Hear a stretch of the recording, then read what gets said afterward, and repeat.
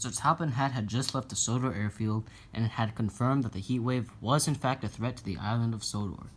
He stepped out onto the platform. "Oh dear," said Sir Topham Hatt. "This is no good indeed." "Hey, where's Harold?" "Probably at Nafford Station," said Murdoch.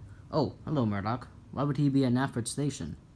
"I heard the engines are forming some sort of task force, sir, to help you out with the heat wave." "Well, that sounds helpful," said Sir Topham Hatt. "Well, I best be on my way.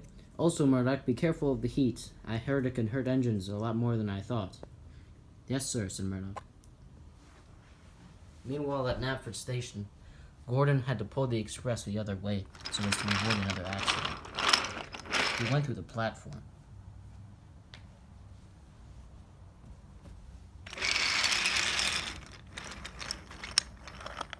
He had to go very careful on the sharp lines and edges. He didn't like this very much. Meanwhile, Sir Topham Hatt had finally arrived at Nafford Station.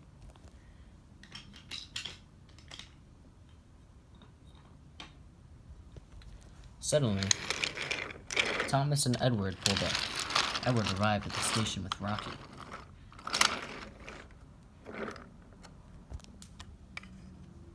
"Thomas and Edward, what are you doing here?" "We're your emergency task force, sir," said Thomas. We're here to help out in case there are any accidents." "Well, that's good," said Sir Topham Hatt.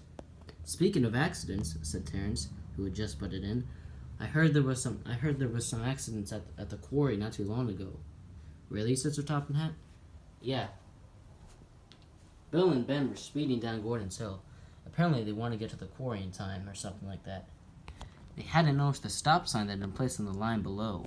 Boulder was very unstable that day." "You mean today?" "You know what I mean, sir. Anyways, Bill and Ben raced down and knocked the stop sign over, and they broke down just as they went through. This unsettled Boulder very much, and he collapsed onto them. He crashed down to the line below." "Oh dear," said Sir Topham Hatt. "That's no good indeed."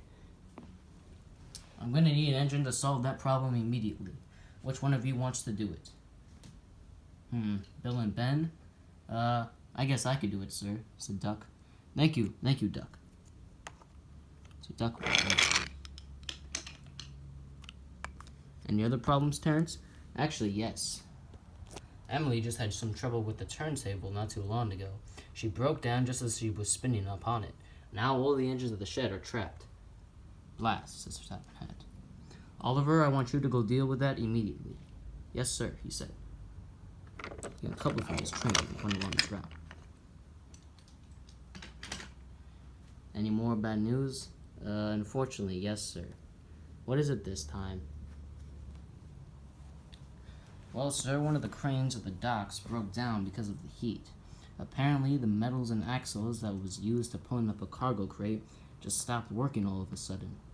It was in the middle of transferring the cargo crate when suddenly Percy rounded the bend onto the siding with the Timoth milk tanker, smashed into the crate and the package, and the car and the Timoth milk tanker splashed and fell into the water below." "Oh my," said Sir Topham Hatt. "All these engines breaking down just because of the heat?" "I guess so, sir," said Terence. "Edward, see to it that that problem is solved immediately." "Yes, sir." And then he brushed away with Rocky.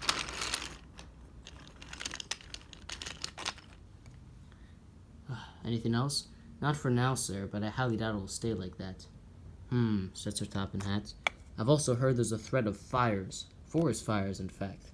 "You mean Henry's forest?" "Possibly," said Sir Topham Hatt. "I'm not willing to take any risks, so I think we should put the emergency team on alert. Where's Harold, by the way?" Harold's just behind Nafford Station over there." "Okay, good. Keep it on alert in case anything happens." "What should I do, sir?" said Thomas. "Thomas, I want you to rush me around Sodor where the accidents are, the most dangerous accidents, so I could solve them immediately. Your trains are done for the day, so this is your only job."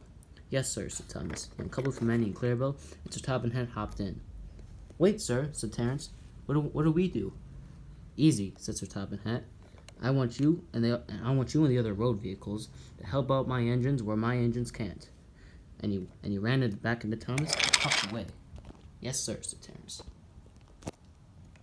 Unfortunately, trouble was near.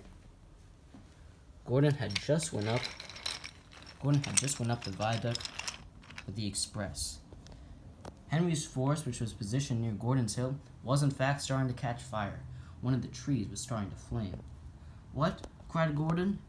He braked in out of fear, and the coaches were in the dead middle of the fire. "Start up again, Gordon," demanded his driver. "I can't. I broke too fast. Something must have been broken." Something was in fact broken, and the coaches were trapped. Sir Topham Hatt was nowhere to be seen. Terence sprung into action. "Quickly, firemen, see to Henry's force as soon as possible." "Right away," said the firemen, and they rushed away.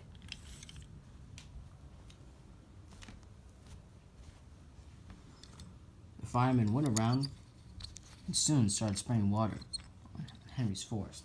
Passengers on the side of the coaches were beginning to grow immensely scared.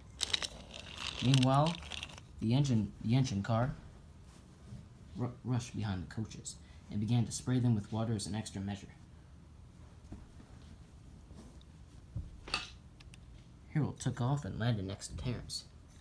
"This is growing out of hand." "I agree," said Terence.